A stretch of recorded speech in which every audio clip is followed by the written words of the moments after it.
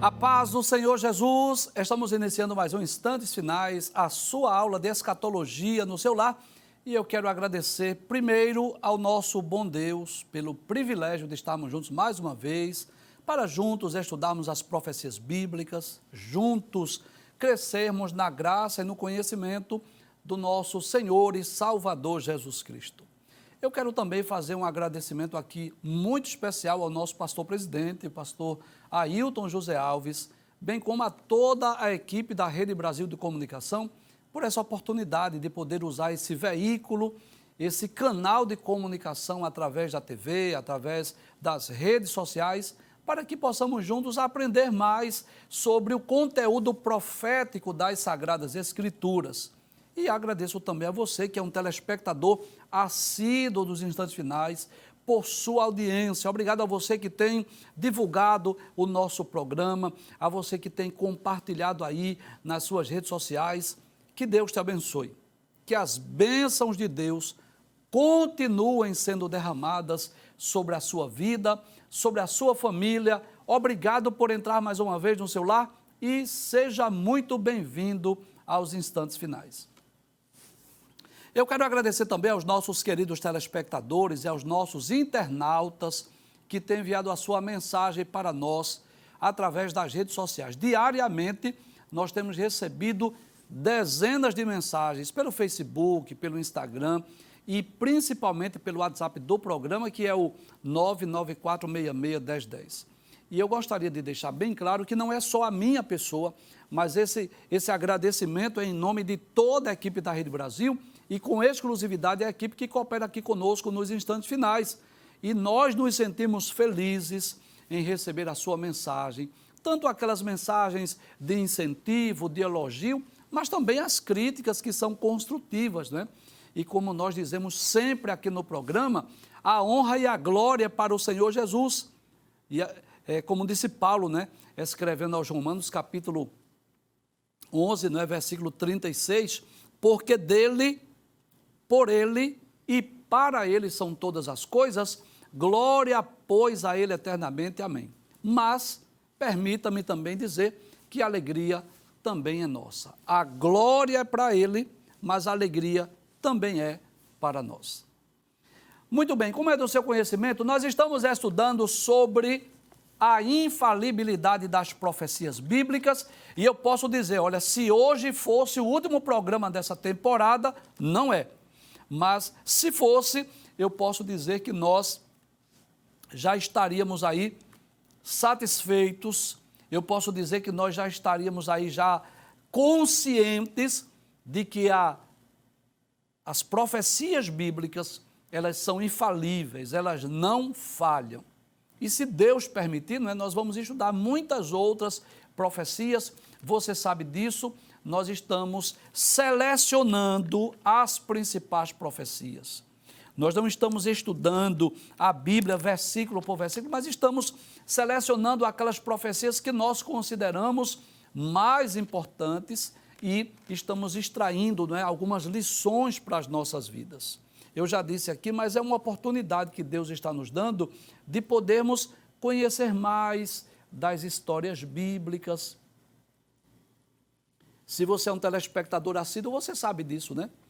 Nós extraímos muitas profecias lá do Pentateuco, nós estudamos a vida de alguns personagens como Abraão, José do Egito, Moisés, estudamos também alguns juízes lá de Israel, lembra disso? Estudamos sobre Gideão, sobre Sansão, estudamos também sobre alguns reis, rei Davi, rei Saul, vários reis, rei Ezequias, rei Joás, muitos textos nós estudamos aqui, porque além de nós lermos a profecia, comprovarmos o seu cumprimento para compreendermos essa verdade, que as profecias bíblicas, elas não falham, mas o que é que nós estamos fazendo?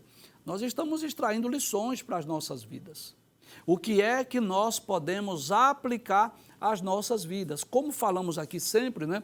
Aprendendo com os erros e os acertos dos servos de Deus. E no programa anterior nós demos início aí ao estudo das profecias lá no livro de Isaías, que é conhecido como o profeta messiânico. E no programa anterior nós estudamos uma das profecias mais extraordinárias do livro de Isaías, que é quando Deus promete perdoar o seu povo, né? Esse texto aí maravilhoso que nós estudamos no programa anterior, né? Vinde então, argui-me, diz o Senhor, ainda que os vossos pecados sejam como a escarlata, eles se tornarão brancos como a neve, ainda que sejam vermelhos como o carmesim, se tornarão brancos como a lã. E nós aprendemos isso ontem, não é? Que quando, embora, é bom lembrar isso, né? Embora essa profecia tenha sido proferida por Isaías por volta do ano 700 a.C., e embora essa profecia de forma direta tenha sido para o povo de Judá e de Jerusalém, mas nós podemos aplicá-la também ao nosso dia a dia, né? Mostramos aqui, à luz das profecias bíblicas, que Deus está sempre disposto a perdoar. Quando o homem se arrepende, quando o homem abandona o pecado, se converte dos seus maus caminhos, Deus está sempre pronto a perdoar. Foi a temática do programa de ontem. Hoje nós estudaremos outra profecia que foi proferida também por Isaías, que está registrada no capítulo 5. Na verdade, trata-se de uma parábola. E você vai ver aí pela imagem algo que parece que não está relacionado. Seja sincero. Sejamos sinceros. Veja, o tema da profecia que nós vamos estudar é isso. O povo judeu seria levado para o cativeiro. Mas você vê aí na imagem essa imagem maravilhosa dessas uvas, né? Dessa plantação de uvas, dessa vinha. E talvez você esteja perguntando, professor, o que é que tem a ver esta vinha, esta plantação de uvas, com o tema do programa hoje, que é o povo judeu seria levado para o cativeiro? Você vai entender, né? Mas antes de nós explicarmos essa profecia, pode trazer a tela? Nós vamos estudar hoje o capítulo 5 do livro do profeta Isaías, e nós vamos perceber que no capítulo 5 de Isaías, a epígrafe deste capítulo vai falar exatamente sobre uma parábola, a parábola da vinha e a sua aplicação, não é? Então é interessante, trata-se de uma profecia, onde está implícito aqui, ou explícito, posso dizer também, sobre o cativeiro babilônico, mas isso vem através de uma parábola. E o que é uma parábola? Uma parábola, na verdade, é uma figura de linguagem muito utilizada nos ensinos de Jesus. Deixa eu explicar aqui o que é uma parábola, né? A palavra parábola significa colocar ao lado de. Então, Jesus, nos seus ensinos, nos seus sermões, Jesus utilizou-se muito de parábolas. Jesus não trouxe o seu ensino através de uma linguagem celestial, porque com certeza nós não compreenderíamos, nem os seus contemporâneos e muito menos nós, né? Então Jesus falava muito através de parábolas, que eram histórias que Jesus contava, falando de exemplos do dia a dia, para nos trazer verdades espirituais. Então, às vezes, Jesus utilizava-se, por exemplo, das atividades diárias do povo judeu. Às vezes ele falava, por exemplo, do solo, da semente, do fruto, da árvore. Às vezes Jesus falava, por exemplo, do mar, da rede, do peixe. Às vezes ele falava sobre coisas do dia a dia, de uma ovelha que se desgarrou, de uma moeda que se perdeu, de um filho que pediu a parte da herança e saiu da sua casa.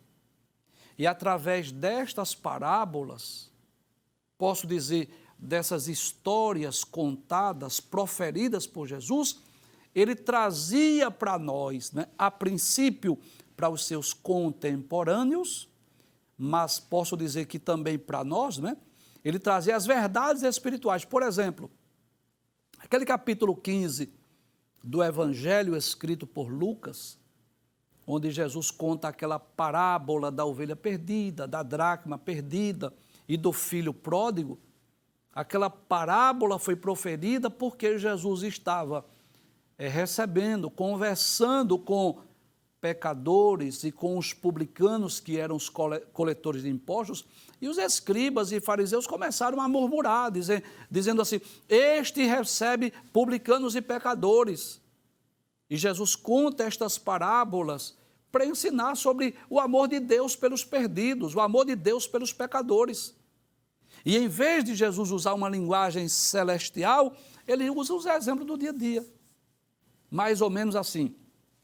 Ora, se um pastor deixa as suas 99 ovelhas e vai em busca de uma perdida, e quando encontra, com alegria, coloca ela nos seus ombros e faz uma festa, alegremos-nos porque achei aquela ovelha perdida. Se uma mulher que perde uma moeda e acende uma lâmpada, e, claro, uma lâmpada dos seus dias, né? Uma lamparina, por exemplo, e varre a casa, e depois se alegra porque achou uma moeda, ou aquele pai que recebe o seu filho novamente em casa e manda fazer uma festa, se eles se alegraram, muito mais Deus se alegra quando o pecador se arrepende.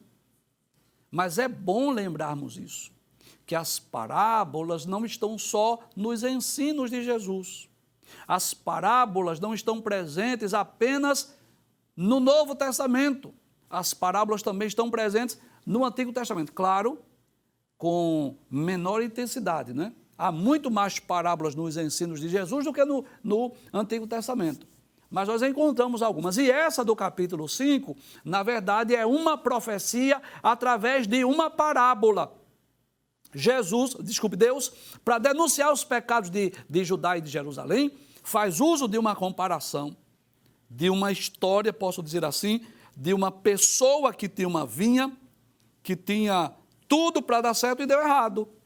E Deus usa essa comparação, essa parábola, para mostrar sobre a pecaminosidade de Judá e de Jerusalém e anunciar o juízo, o castigo, o cativeiro.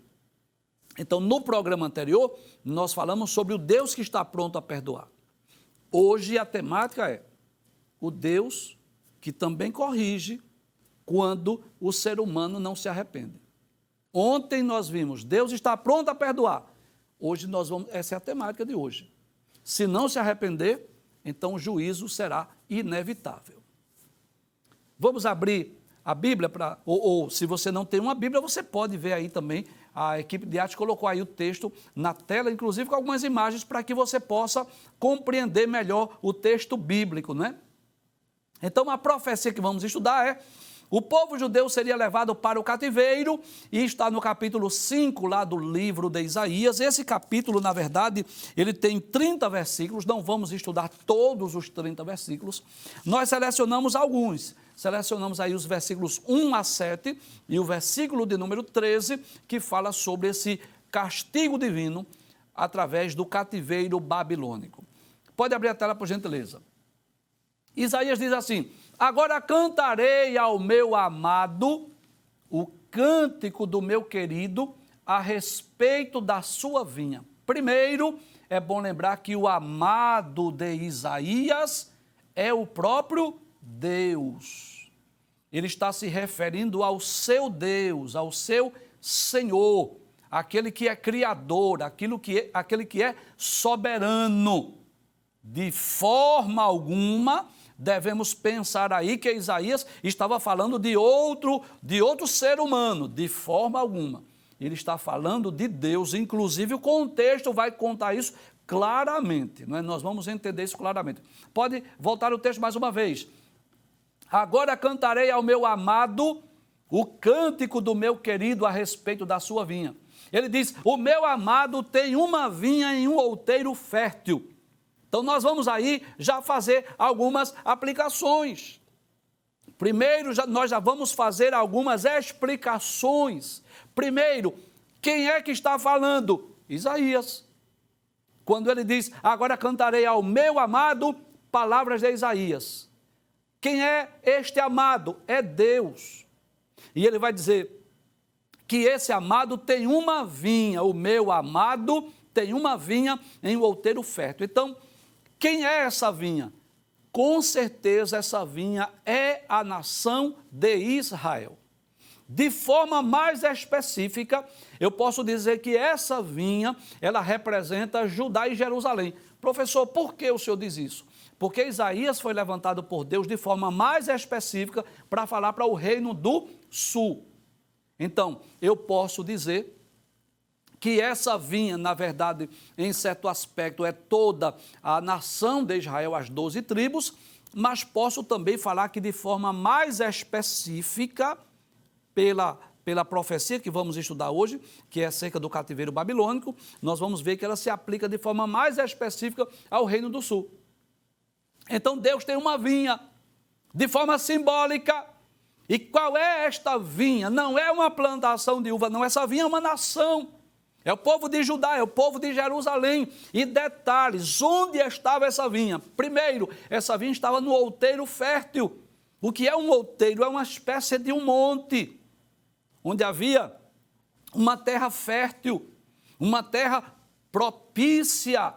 E você sabe disso, que o agricultor, antes de ele fazer uma plantação, ele analisa o solo, ele analisa a semente, ele faz os preparativos antes de lançar a semente para que ele possa ter uma boa colheita. E o que essa parábola nos ensina é que Deus fez tudo o que estava ao seu alcance para que esta vinha, que é o povo de Judá e de Jerusalém, ela pudesse dar bons frutos. Então, quem é que está falando Isaías? Quem é o amado de Isaías? Deus. Que vinha é essa? Judá, o povo de Jerusalém. E que outeiro fértil é esse?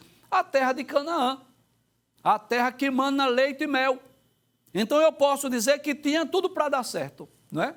Se o agricultor é Deus, se a vinha é a nação de Israel, e se esse outeiro fértil é a terra de Canaã, tinha tudo para dar certo. Deus, com mão forte, tirou lá do Egito, conduziu nos 40 anos pelo deserto e colocou a sua vinha aonde? Na terra de Canaã, uma terra que mana leite e mel. Deu a lei, os mandamentos, tinha tudo para dar certo. Passe o texto, versículo de número 2, diz assim: e a cercou. Cercou, cerca fala de quê? Pode trazer a tela. Cerca fala de proteção. Porque se plantar uma vinha e não cercar esta vinha, as raposas podem vir e comer as novidades da terra, comer as uvas, comer a plantação ou outros animais. Quando diz que Deus cercou, cerca fala de proteção. Então Deus plantou a sua vinha lá na terra de Israel, na terra de Canaã, e Deus cercou a sua vinha, protegeu, guardou a sua vinha. Abre o texto mais uma vez, aí diz: e a limpou das pedras. Todo agricultor sabe disso, que as pedras podem ser um empecilho para que haja uma boa colheita, para que haja uma boa produtividade. Professor, como nós podemos aplicar isso? Deus tirou os cananeus, Deus tirou aqueles povos que habitavam naquela terra. Era como se esse agricultor dissesse assim: eu vou tirar essas pedras, porque com certeza essas pedras vão prejudicar a vinha, vão prejudicar a colheita. Então, quando diz que Deus tirou as pedras, Deus limpou, Deus estava limpando os moradores com os seus deuses, com os seus ídolos, para não prejudicar o crescimento da vinha. Mas não parou por aí. Pode abrir a tela, por gentileza. Diz assim: e a plantou de excelentes vides, ou seja, de excelentes sementes. Porque você sabe disso, que o agricultor precisa conhecer a qualidade da semente, não só conhecer o solo, mas conhecer a qualidade da semente. Então a semente era boa, as vides eram boas. É dessa nação que existem homens como Abraão, homens como Isaac, homens como José do Egito, homens como Moisés. Posso dizer assim, que foi através desses homens que Deus planta essa semente. E o que mais Deus fez? Diz assim: e edificou no meio dela uma torre. Professor, para que essa torre? Traz a tela, por gentileza. Essa torre era onde ficava o vigia. E o vigia ficava na torre, no lugar alto, para proteger, para guardar de invasores. E esses invasores poderiam ser seres humanos ou animais. Então, colocar uma torre fala de vigilância. E quem é o guarda de Israel? Sim, muito bem, parabéns. O guarda de Israel é Deus. O salmista não diz, e eis que não dormirá e nem tosquenejará o guarda de Israel.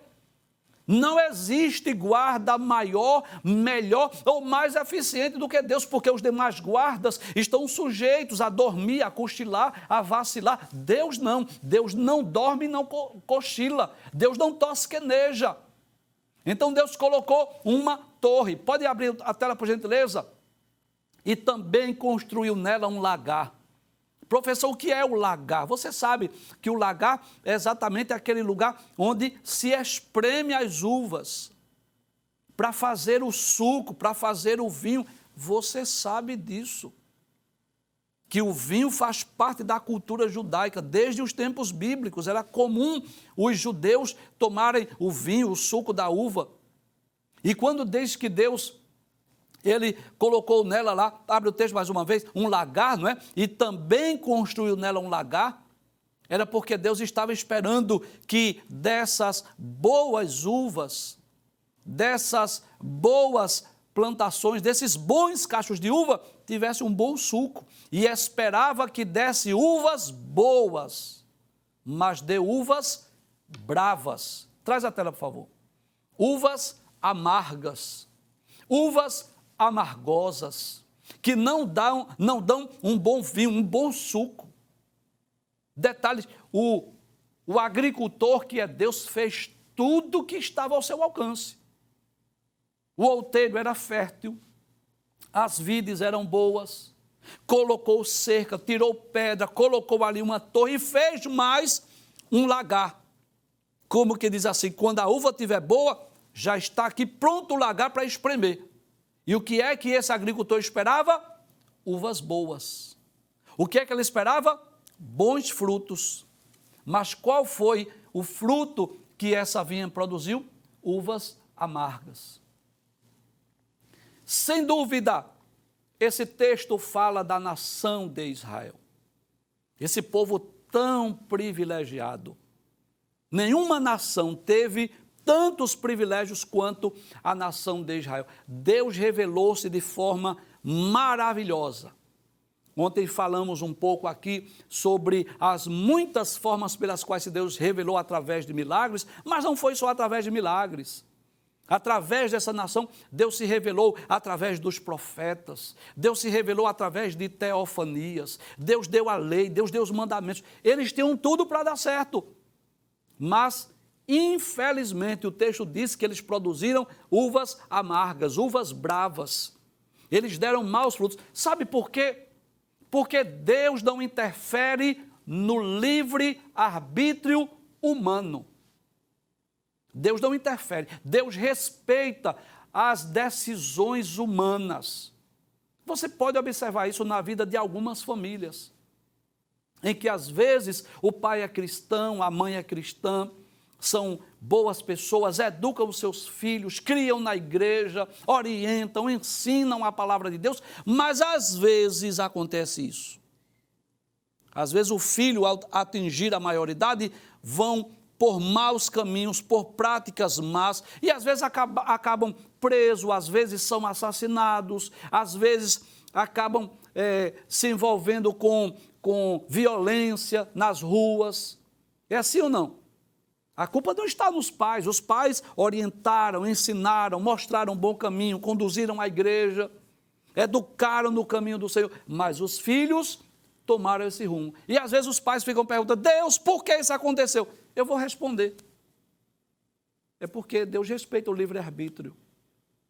Deus dá ao homem o direito de escolher. Eles tiveram a oportunidade de ter bons pais, uma boa educação, mas resolveram fazer coisas erradas. E Deus permite, porque Deus respeita o livre-arbítrio. Não foi isso que aconteceu com Israel? Porque se essa plantação estivesse se referindo aos cananeus ou a povos de outras nações, sei lá, os egípcios, sei lá, poderia até compreender isso, mas se refere à nação privilegiada de Israel, o povo de Judá. Passe o texto, por gentileza. Versículo 3. Agora, pois, olha aí a aplicação já da parábola. Olha aí a explicação da parábola. Agora, pois, ó moradores de Jerusalém e homens de Judá, julgai, vos peço, entre mim e a minha vinha. Quero que vocês analisem agora. Vocês vão olhar para o agricultor, para o procedimento do agricultor, o que o agricultor fez, e olha agora para a vinha. Eu quero que vocês sejam de juízes agora. Que coisa interessante. O juiz é Deus, mas Deus agora dá ao povo de Judá essa oportunidade. Julguem agora. Abre a tela mais uma vez para nós lermos. Agora, pois, ó moradores de Jerusalém e homens de Judá, julgai, eu peço a vocês, entre mim e a minha vinha. Olhe para o que eu fiz e olhe agora para a vinha. E cheguem vocês mesmos à conclusão. É como se Deus dissesse assim: eu quero que vocês mesmos reflitam. Eu quero que vocês mesmos cheguem às suas conclusões. Passe o texto, por gentileza. Aí ele vai dizer assim: que mais se podia fazer a minha vinha que eu lhe não tenha feito? Tem alguma coisa que vocês possam me culpar? Tem algo que eu deixei de fazer? Será que eu errei de alguma forma? É claro que não, que Deus não erra. Deus é infalível. Deus não comete erro. Eu vou esclarecer algo aqui que eu considero importante. Às vezes Deus faz algo que eu não entendo. Deus pode fazer algo que eu não aceite, mas Deus nunca erra. Deus tem um tempo e um propósito para todas as coisas. Então, às vezes, diante de algumas decisões divinas, alguém pode não entender, alguém pode não aceitar, alguém pode até questionar. Só não podemos dizer que Deus errou, porque Deus é sábio. Esse é um dos principais atributos de Deus. Tudo o que Deus faz, Ele faz com sabedoria. Então Deus não erra, Deus não falha, Deus não comete erros. E ninguém pode culpar a maldade de Judá, botar a culpa em Deus, não. Então Deus, como agricultor, fez tudo o que deveria ter feito. Tudo que estava ao seu alcance. Ele analisou todas as possibilidades e fez tudo o que era possível. Mas eles não corresponderam ao investimento de Deus. Abre a tela, por favor, mais uma vez. Que mais se podia fazer a minha vinha que eu lhe não tenha feito? E como, esperando eu que desse uvas boas, veio a produzir uvas bravas? Professor, o senhor pode me explicar o que significa uvas boas e uvas bravas? Sim.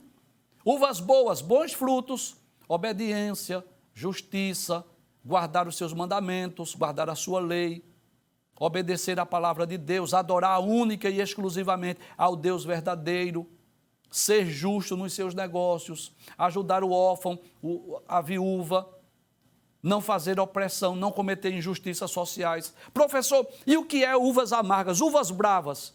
Injustiças sociais, opressão, violência, abandono da fé, idolatria, paganismo. Isso são uvas amargas, uvas bravas, frutos maus. Passe a tela, por gentileza. Versículo de número 5. Agora, pois, vem a sentença. Vos farei saber o que eu hei de fazer à minha vinha. Eu fiz tudo o que era para fazer, vocês deram uvas bravas, uvas amargas, frutos maus. Aí, primeiro, eu vou tirar a sua sebe. Sabe o que é sebe aí? Eu vou tirar a cerca. Eu vou tirar a proteção de vocês. E deixa eu dizer algo aqui. Ai daquele que Deus tira a proteção. Eu vou repetir essa frase. Ai daquele que Deus lhe tirar a proteção. Enquanto estamos guardados, enquanto estamos protegidos por Deus, ninguém toca. Mas se Deus tirar a sua proteção, se Deus tirar a sua mão de cima de nós, ou se nós sairmos de debaixo da mão de Deus, pode esperar aí que coisas boas não vão acontecer. Deus disse assim: eu vou tirar a sebe, eu vou tirar a cerca, eu vou tirar a proteção. Abre a tela, por gentileza. Para que sirva de pasto. Eu vou fazer agora que os animais entrem. Os animais agora vão entrar aí e vão fazer desta vinha pasto. Em vez de serem uma videira para produzir uvas, para produzir sucos, para produzir vinho, vocês vão servir de pasto para os animais. Eu vou tirar a proteção. Outros animais vão entrar aí e vão fazer de vocês pasto. Abre a tela, por favor. Derribarei a sua parede para que seja pisada. Vocês serão pisados. Israel será pisada. Era Deus trazendo a sentença, era Deus trazendo o juízo, era Deus trazendo o castigo. Era Deus anunciando o que iria acontecer com o povo de Judá e com o povo de Jerusalém. E por quê? Porque eles não obedeceram a Deus, porque eles não guardaram os seus mandamentos, porque eles não obedeceram os princípios estabelecidos em sua palavra. Passa o texto mais uma vez, por gentileza. Aí diz assim: e a tornarei em deserto. Que coisa interessante. Aquela plantação de uvas, num outeiro fértil, que chamava a atenção, das pessoas, Deus disse assim: eu vou tornar em deserto. Como que diz assim: vou derrubar a cerca, vocês vão servir de pasto e eu vou tornar vocês num deserto. E eu quero dizer aqui com muita propriedade que Deus tem o poder de fazer o deserto florescer, frutificar. E Deus tem o poder de fazer uma terra fértil, frutífera, no deserto, porque tudo é dele. E ele manda em tudo. Quando ele quer, ele enriquece. Mas quando ele quer, ele empobrece. Tudo está no controle de Deus e nas mãos de Deus. O homem não tem esse poder de mudar os fenômenos da... Não tem. Mas Deus tem esse poder. Deus pode fazer de um deserto um lugar próspero, um lugar frutífero. No milênio será assim, no reino milenial. Até os lugares desertos, os lugares áridos vão produzir, vão florescer, haverá muita fartura, haverá muita abundância de alimentos. Mas Deus também tem o poder de fazer um outeiro fértil, uma terra muito fértil, muito produtiva. Deus diz assim: eu vou torná-la num deserto. Eu vou torná-la num lugar infrutífero. Abra a tela, por favor. E tornarei em deserto. Não será podada nem cavada. Professor, o senhor pode explicar isso? Posso. Deus estava dizendo: eu não vou investir mais em vocês. Porque se uma plantação de uvas, se uma vinha não produziu, o agricultor ainda poderia cavar, ainda poderia podar, ainda poderia trabalhar na vinha para que pudesse dar bons frutos, para que pudesse ser frutífera. Lembra da parábola do vinhateiro, que o dono da vinha foi lá e não tinha frutos? Disse: eu vou arrancar. Aí o vinhateiro disse assim: não, deixa eu cavar, deixa eu enxertar ali, deixa eu trabalhar por um tempo. Se não der fruto, aí a gente arranca. Mas Deus disse: eu não vou investir mais em vocês. Eu vou deixar que vocês sejam castigados, sejam punidos. Por quê? Porque Deus já tinha dado a oportunidade. Deus já tinha dado a oportunidade dos judeus mudarem seus caminhos, mudarem os seus procedimentos. Chegou o momento que Deus disse assim: eu não vou investir em vocês, nem vou podar, nem vou cavar. Deus estava dizendo assim: eu vou deixar que vocês se tornem deserto. Abra a tela, por favor. Mas crescerão nela o que? Sarças e espinheiros. Que coisa interessante. No outeiro fértil, Deus está dizendo: vai nascer sarça e espinheiro. E as nuvens darei ordem que não derrame chuva sobre ela. Olha aí, o Deus que controla a natureza. O Deus que tem o poder de deter a chuva e de fazer chover, porque Ele controla tudo. Tudo está no controle dEle. Ele pode fazer chover, mas Ele pode deter a chuva. Deus disse assim, desse outeiro fértil, eu vou fazer deserto e eu vou dizer às nuvens, olha nuvens, não derrame água aqui nesse lugar. Passe o texto, por gentileza. Diz assim, porque a vinha do Senhor dos Exércitos é a casa de Israel. Olha aí a explicação da parábola. E os homens de Judá são a planta das suas delícias. E esperou que exercessem juízo. Olha aí, os bons e os maus frutos. Deus esperou que exercessem juízo, que eles praticassem a justiça. Mas o que foi que Deus viu? Opressão. Justiça. E eis aqui clamou, ou seja, Deus esperava a justiça e ouviu foi o clamor das pessoas que estavam sendo injustiçadas. Porque a palavra de Deus não estava sendo cumprida. Passe o texto, por gentileza. Aí vem o versículo 13, que é a sentença, que é o juízo, que é o julgamento. Aí Deus diz assim, portanto o meu povo será levado cativo, por falta de entendimento, e os seus nobres terão fome, e a sua multidão se secará de sede. Que coisa interessante. Deus estava dizendo, eu vou mandar a Babilônia, eu vou mandar Nabucodonosor levar esse povo para outra terra, já que eles não produziram, já que eles não deram bons frutos, já que eles não cumpriram, não obedeceram a minha palavra, eu vou mandar juízo, eu vou mandar castigo. Aí a pergunta é, será que essa profecia se cumpriu? Com certeza. Nós vamos perceber isso, que Nabucodonosor invadiu as terras de Judá e de Jerusalém várias vezes. No segundo livro das Crônicas, capítulo de número 36, versículos 5 a 7, nós vamos perceber que ocorreu isso por volta do ano 605 a.C., quando Nabucodonosor, rei de Babilônia, derrotou Jeoaquim, melhor dizendo, rei de Judá. Levou para a Babilônia muitos tesouros do templo e levou, não é, os filhos das famílias de destaque, das famílias reais, inclusive nessa primeira leva foi levado Daniel. Abre o texto, por gentileza, 2 Crônicas, capítulo 36, versículos 5 a 7. Era Jeoaquim de 25 anos de idade, quando começou a reinar, e 11 anos reinou em Jerusalém, e fez o que era mal aos olhos do Senhor, seu Deus. Subiu, pois, contra ele Nabucodonosor, rei de Babilônia, e o amarrou com cadeias para o levar à Babilônia. Também alguns dos utensílios da casa do Senhor levou Nabucodonosor para a Babilônia e pô-los no seu templo em Babilônia. Essa foi a primeira leva. Mas houve também uma segunda leva de judeus. Está lá no segundo livro dos Reis, capítulo 24, versículos 10, versículos 14 e 16. Ocorreu por volta de 597, quando Nabucodonosor veio de novo para Jerusalém.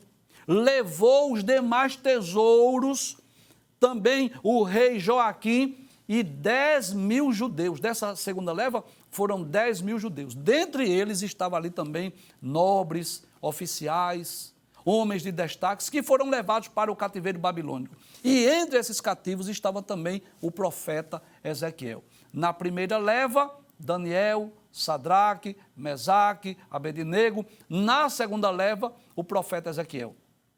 Vamos ver o texto? Segundo livro dos Reis, capítulo 24, versículos 10 a 16.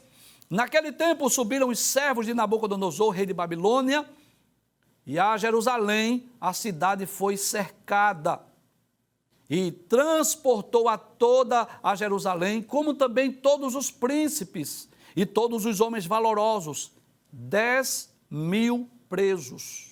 E todos os carpinteiros e ferreiros, ninguém ficou senão o povo pobre da terra. Assim transportou Joaquim para a Babilônia, como também a mãe do rei e as mulheres do rei e os seus eunucos e os poderosos da terra levou presos de Jerusalém à Babilônia.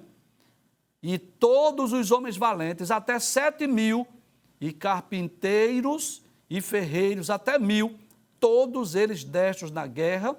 A estes o rei de Babilônia levou presos para a Babilônia. E houve ainda uma terceira leva.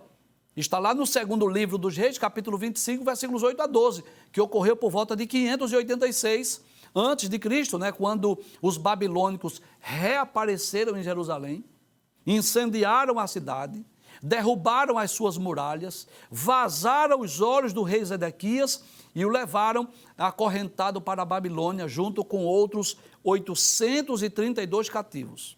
Não sobrou no país nada, senão o resto de uma classe mais pobre. Passa o texto, por gentileza.